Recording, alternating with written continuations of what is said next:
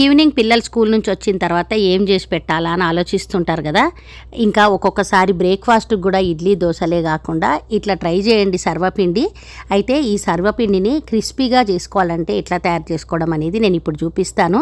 దీనికి కావాల్సిన ఇంగ్రీడియంట్స్ ఏంటి అంతా కూడా ఇంట్లో అన్నీ మనకి ఈజీగా దొరికేటివే ఉంటాయి.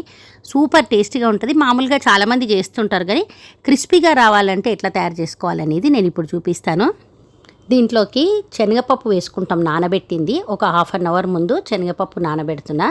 తర్వాత పల్లీలు వేసుకోవాలి. పల్లీలు ఏమో డైరెక్ట్గా అట్లనే ఒక గింజ మొత్తం వేసుకుంటే అంత టేస్ట్ ఉండదు కాబట్టి ఒక పల్లీలో ఒక 2 పీసులు కానీ 3 పీసులు అయ్యేటంతగా లైట్గా దంచి వేసుకోవాలి.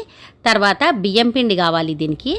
ఇప్పుడు ఈ బియ్యం పిండిలోకి టేస్ట్కి తగినంత సాల్ట్, ఇంకా కారం పొడి, అంటే పచ్చిమిర్చి వేసుకుంటాం కాబట్టి కారం పొడి కొద్దిగా వేస్తున్నా. ఒక 2 పచ్చిమిర్చిలని చిన్నగా కట్ చేసినవి, తర్వాత జీలకర్ర, ఇంకా కరివేపాకు సన్నగా కట్ చేసుకున్నది, ఇంకా కొత్తిమీర కూడా సన్నగా కట్ చేసుకున్నది వేసుకోవాలి. మీకు ఇష్టం ఉంటే ఉల్లిపొరిక అట్లాంటివి ఉంటే కూడా వేసుకోవచ్చు.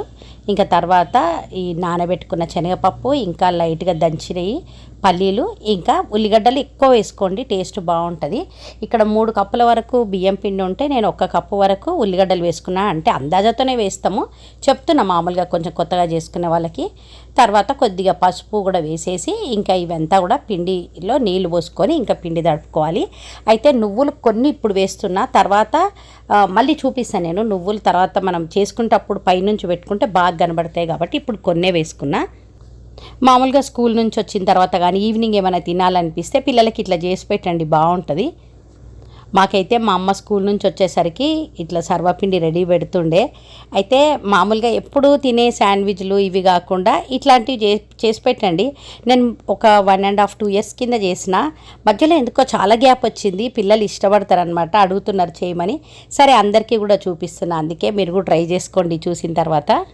అయితే ఈ ఉప్పు, కారం, ఈ ఉల్లిగడ్డలు ఈ పిండికి మంచిగా పట్టేటట్లు మంచిగా కలపాలి ఇట్లా. తర్వాత మళ్ళీ నీళ్ళు వేసుకొని పిండి తడుపుకోవాలి. టేస్ట్ చూసుకొని ఏమైనా ఉప్పు కారం తక్కువ అనిపిస్తే ఇప్పుడే వేసేసుకోవాలి. ఇంకా తర్వాత మనం ఎంత సైజ్ అయితే చేయాలనుకుంటున్నామో అంత పిండి ముద్దను తీసుకొని ఇట్లా మన దోశ పెంక కానీ లేదంటే చపాతీలు చేసుకునేది ఉంటుంది కదా, దానిపైన కొంచెం నూనె రుద్దేసి పైనుంచి కొంచెం నువ్వులు వేసినాం అనుకోండి, మనం పిండిలో కొంచెం వేసుకున్నాం కానీ ఇట్లా వేస్తే లుక్ బాగుంటుంది అనమాట, కనబడతాయి బాగా నువ్వులు కాబట్టి. ఇట్లా కొంచెం చేయికి నూనె అంటించుకొని ఇట్లా ఒత్తితే ఈజీగా వచ్చేస్తుంది. అది దోశ పెంక. ఇది చూస్తున్నారు కదా, ఇదేమో ఐరన్ది. ఎప్పుడైనా సరే మనకి ఈ సర్వపిండి క్రిస్పీగా రావాలంటే ఐరన్ వాటిపైన సిమ్లో పెట్టుకొని మంచిగా కాల్చుకున్నారనుకోండి క్రిస్పీగా వస్తుంది. దీనిపైన కూడా కొంచెం నూనె వేసుకొని ఇట్లా వేసుకోవాలి. అయితే సర్వపిండి చేయడానికి సపరేట్గా దొరుకుతాయి అన్నమాట, ఇట్లా బోగన్లలాగా. అంటే కొంచెం గిన్నెల కంటే కొంచెం పెద్ద సైజులో ఉంటాయి, మనకి మార్కెట్లో బయట దొరుకుతాయి.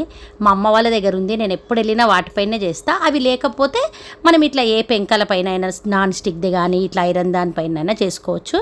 సన్నగా ఒత్తాలన్నమాట ఇది మాత్రము, ఎందుకంటే వన్ సైడే కాల్చుకుంటాము. ఇట్లా హోల్స్ కొట్టి దాంట్లో మధ్యలో ఆయిల్ వేసినామంటే ఇంకా మంచిగా కాలుతుంది. ఈ వీడియో చూసే వాళ్ళల్లో ముందు మీకు ఐడియా ఉందా, సర్వపిండి మీ దగ్గర 2 సైడ్స్ కాలుస్తారా మాకు చెప్పండి. మా అమ్మ అయితే మాకు చిన్నప్పటి నుంచి ఇట్లా 1 సైడ్ కాలుస్తుంది కానీ మాకు ఇదే అలవాటు. ఫస్ట్ కొంచెం హై పెట్టిన తర్వాత అంతా కూడా లో ఫ్లేమ్ మంట చిన్నగా పెట్టుకొని అన్ని సైడ్స్ కూడా మంచిగా కాలేటట్టుగా ఈ పెంకని కొంచెం కదిలిస్తూ కాల్చుకుంటే మంచిగా కాలుతుంది. ఇక్కడ చూస్తున్నారు కదా క్రిస్పీగా అయ్యింది. ఇంకా దీంట్లో ఉప్పు కారం అన్నీ ఉన్నాయి కాబట్టి ఇట్లనే తినేయచ్చు, లేదంటే పెరుగేసుకొని తింటే కూడా సూపర్గా ఉంటుంది. అంటే మా ఇంట్లో అందరూ కూడా మామూలు ఉట్టిదే తినేస్తారు, కానీ నాకైతే పెరిగేసుకొని తింటే ఇష్టము. అయితే ఇంట్లో ఎక్కువ మంది ఉండి తొందరగా చేసుకోవాలంటే ఎక్కువ పెంకలు కావాలి కదా, అట్లా మనకి అన్నీ ఉన్నాయి కాబట్టి ఇంట్లో మీకు ఐడియా ఏంటంటే ఒక ట్రిక్, వేడిగా ఉన్నదాన్ని మనం రివర్స్లో పెట్టి నీళ్ళు పోసినామంటే తొందరగా చల్లారుతుంది కాబట్టి నెక్స్ట్ది మళ్ళీ సర్వపిండి నెక్స్ట్ది ఈజీగా వత్తవచ్చు. ఇట్లా మీరు కూడా ట్రై చేయండి. మీకు మా వీడియో హెల్ప్ఫుల్గా అనిపిస్తే మా వీడియోని లైక్ చేయండి. Thank you.